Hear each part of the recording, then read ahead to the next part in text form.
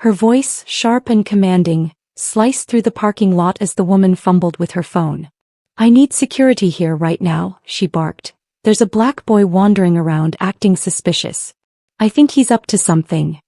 Nearby, Jaden, a 15-year-old in a crisp school uniform, froze. His dark eyes widened with fear, clutching his backpack straps, his breath hitched. The tense silence shattered as City Hall's doors creaked open. All eyes turned to Harriet Brooks, the city's mayor, striding out with resolute determination. Her heels clicked sharply, each step radiating authority and anger. "The boy you're trying to detain," she declared, her voice cutting through the air, "is my son." Karen White, the woman on the phone, turned to Harriet, her face drained of color, realizing her terrible mistake. Let's reflect on this true story. Be sure to subscribe and hit the bell notification for more daily stories like this one. Don't forget to tell us where you're watching from in the comments. We'd love to hear your thoughts. Minutes earlier, Jaden, a black teenager, had been sitting on his backpack on the sidewalk of the public parking lot across from City Hall, patiently waiting for his mom to finish work. A well-worn novel lay open on his lap, its pages smudged with his fingerprints. Though his eyes were fixed on the book, a faint smile played on his lips, betraying the joy in his thoughts. A burger his mom had promised him after work. She rarely got off early, but these small outings were moments he cherished. The parking lot was quiet, save for the distant hum of traffic and occasional chatter. As thoughts of dinner drifted, Jaden turned a page, his mind slipping into the story's world. But as minutes passed, his legs began to ache. He tucked the book into his bag, stood and stretched. He began pacing along the sidewalk, occasionally pausing to take in the bustling city, the hurried commuters and cars filled with laughter. He felt lucky. His family was loving, and he dreamed of becoming a successful entrepreneur to repay his parents' sacrifices. Lost in thoughts of his bright future, Jaden didn't notice the glass doors of City Hall opening behind him. A white woman in an elegant suit and high heels stepped out, heading briskly toward the parking lot. At first, Jaden paid her no mind, but a sense of unease washed over him as if someone were watching. Karen White stopped dead in her tracks, her gaze landing on Jaden. Her sharp eyes followed his every move as he walked near the parked cars, her lips pressed into a thin line, a flicker of irritation crossing her face. In her mind, the sight of a black teenager wandering a parking lot sparked immediate concern. Clutching her handbag tighter, she walked toward him. "Hey," she called out, her voice cutting through the quiet afternoon. Jaden stopped mid-step, startled by her sharp tone. He frowned in confusion before responding, "Yes, ma'am?" Karen crossed her arms, scrutinizing him. "What are you doing here?" she asked. "This is a parking lot. You don't belong here." Jaden blinked, his expression shifting to polite bewilderment. "I'm waiting for my mom," he explained, his tone steady. "She works here." Karen's eyes narrowed, her suspicion clear. "Your mom works here," she repeated, her tone dripping with doubt. "What exactly does she do?" "Clean the floors." Jaden's cheeks flushed with anger. "No, ma'am," he said firmly. "She works in City Hall." But Karen wasn't interested. She shook her head, her eyes narrowing further. "I've been watching you," she said. "You've been walking around this parking lot for a while, your eyes darting to the cars. What are you really up to?" "I'm not up to anything," Jaden said, his voice tinged with frustration. "I told you I'm just waiting for my mom." Karen, angered by what she perceived as defiance, pulled out her phone, determined not to let the boy off easily. "I don't have time for this nonsense," she muttered, dialing quickly. She raised the phone to her ear and spoke loudly.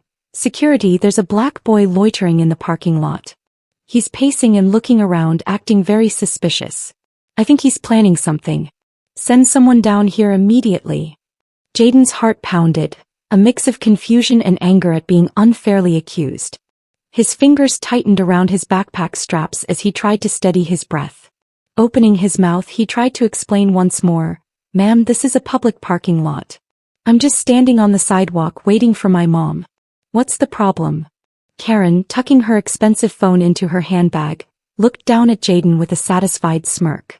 "Security will be here soon," she said coldly. "You can explain yourself to them." Moments later, Mr. Miller, a tall, broad-shouldered security guard in a neatly pressed uniform, emerged from the building and strode toward them with a serious demeanor. Seeing the approaching guard, Jaden's anxiety spiked. He thought of the news stories about black teenagers being harassed by police or security for no reason. A sinking feeling of familiarity overtook him, and he silently prayed his mom would arrive soon to end this nightmare. When Miller reached them, he frowned and spoke in a deep, authoritative voice. "What's going on here?" Karen stepped forward, gesturing toward Jaden as she spoke confidently. "This boy has been wandering around the parking lot, looking at the cars suspiciously. It's clear he's up to no good." Jaden's stomach churned, his face flushed red as he endured the baseless accusation. Miller turned to him, his sharp eyes scanning him from head to toe. "Son," Miller said firmly, "what are you doing here?" "I'm waiting for my mom," Jaden said, his voice shaky. "She works in City Hall." Before Miller could respond, Karen interjected, "Don't believe him. He's lying. You need to get him out of here."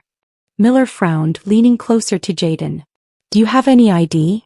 Jaden shook his head, his hands trembling. "No, sir," he said. "I'm only 15. I don't have an ID."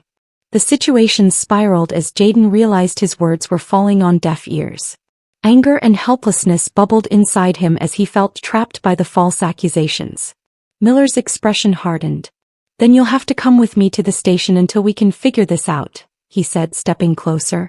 Jaden's eyes widened in panic. He backed away, his breaths coming faster.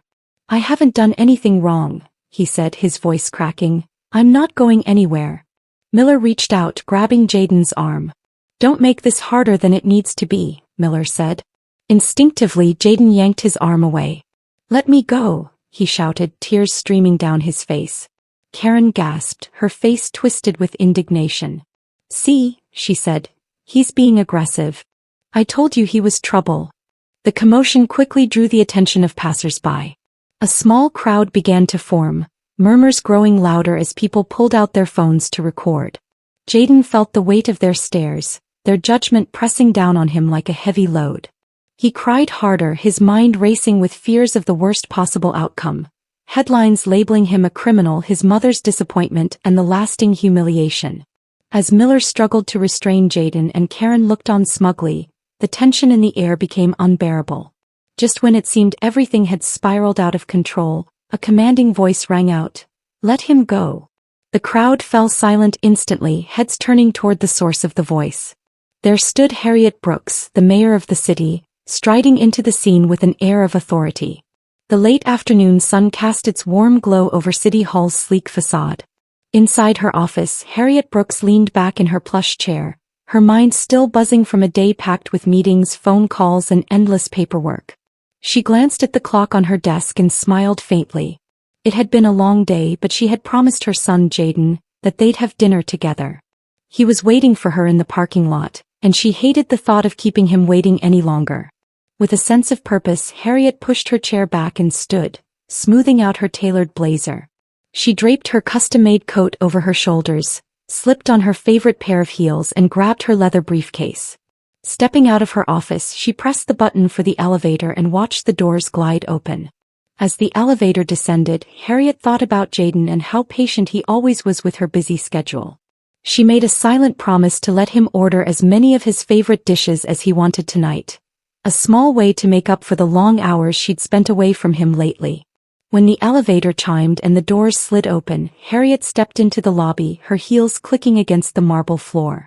She pushed open the glass doors and was greeted by the cool evening breeze. But just as she was about to walk toward her car, something caught her attention. A small crowd had gathered near the far end of the parking lot. At first, Harriet thought it might be a minor commotion, an argument over a parking spot or something equally mundane. But as she drew closer, she heard a voice.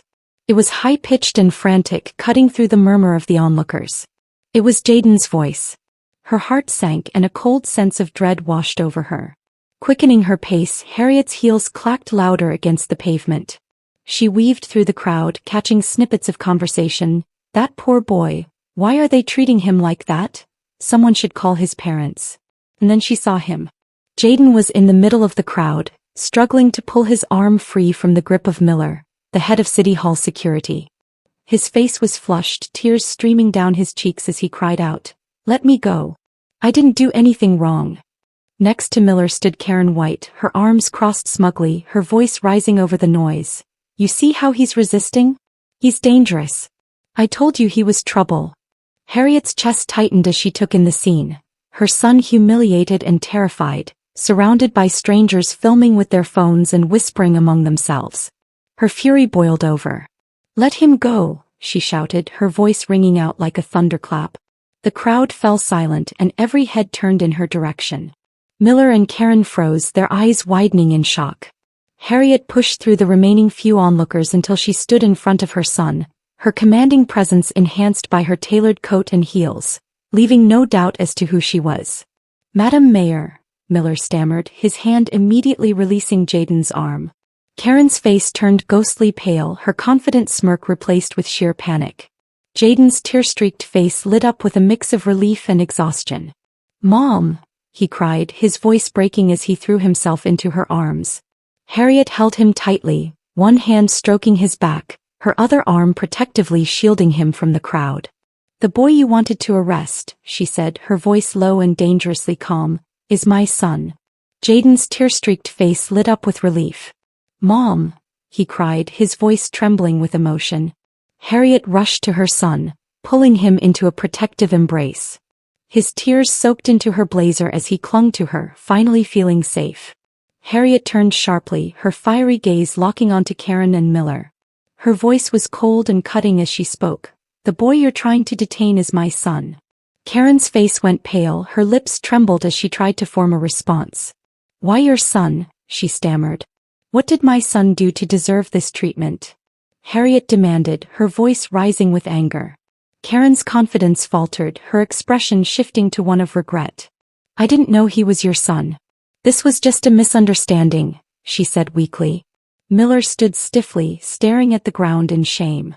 Harriet bent down slightly, cupping Jaden's tear-streaked face in her hands. Are you okay, sweetheart? She asked softly. Jaden nodded, his voice shaky but steady. I'm okay now, Mom.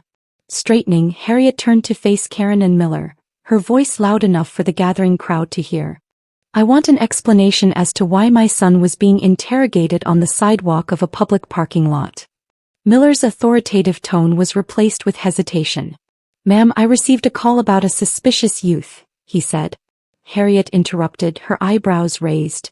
And what exactly made my son suspicious? Karen stepped forward, her voice trembling. He's been pacing around for hours, ma'am, she said. Harriet's tone was calm but sharp. So, a black teenager standing on a sidewalk in a public parking lot is grounds for suspicion? Her expression was a mix of disappointment and resolve as she continued. Ladies and gentlemen, it seems we have some bias at play here. Was my son approached with the same presumption of innocence you'd extend to any other citizen? The crowd fell silent, a collective weight settling over them. Harriet's voice grew firmer. This is a wake-up call for everyone here. Unfounded suspicion can have serious consequences. We must examine our biases and work toward creating a community where everyone feels safe and welcome. The crowd murmured in agreement, the gravity of her words sinking in. Karen muttered an apology, unable to meet anyone's eyes. Miller shifted uncomfortably, his posture rigid with shame. Harriet placed a comforting hand on Jaden's shoulder and addressed the crowd once more. Let this be a lesson to all of us. We must do better, starting with confronting our own prejudices and standing against injustice.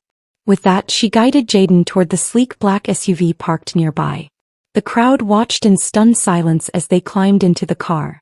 As the vehicle pulled out of the lot, Jaden leaned against the window, his mother's reassuring hand resting on his shoulder.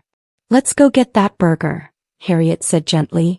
As they drove away, Harriet reflected on the incident. This was a sobering reminder of the challenges society still faced, a call to action to confront biases and build a more equitable world. The road ahead wouldn't be easy, but it was necessary. Our actions in the face of prejudice would define the world we live in, and silence was no longer an option. The sleek black SUV glided smoothly through the city streets, leaving the tense scene of the parking lot behind. Inside, the atmosphere was quieter, though the weight of what had transpired still lingered heavily between mother and son. Harriet Brooks, usually so composed and confident, found herself gripping the steering wheel tightly, her mind swirling with emotions. Jaden sat beside her, leaning against the window, his face still streaked with dried tears. He stared out at the blur of passing buildings, his thoughts too jumbled to form words. Harriet glanced over at him, her heart aching at the sight of her son, so young yet forced to carry the weight of a world that often judged him unfairly.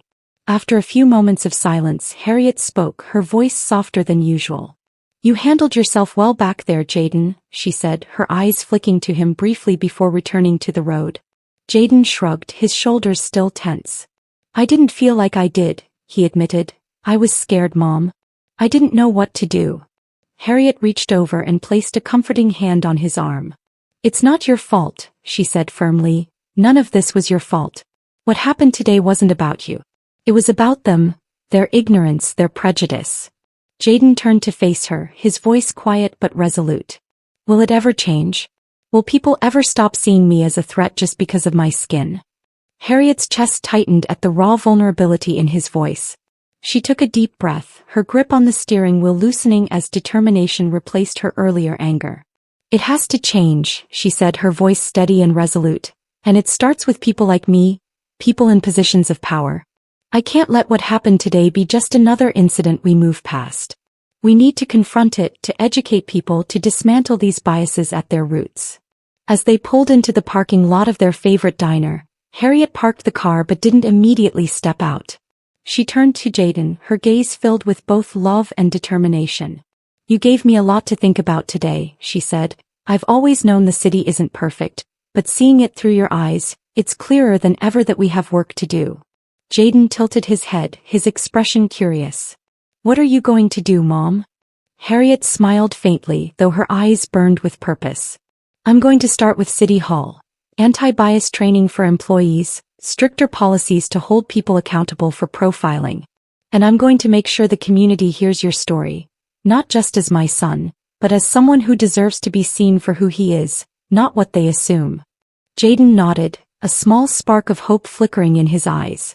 "That sounds like a good start." Harriet leaned over and kissed his forehead, her voice softening. "Let's get you that burger first. Change starts tomorrow." That night, after tucking Jaden into bed, Harriet sat in her home office, staring at her computer screen. Her fingers hovered over the keyboard as she drafted a citywide address about racial bias and the steps she planned to take to combat it.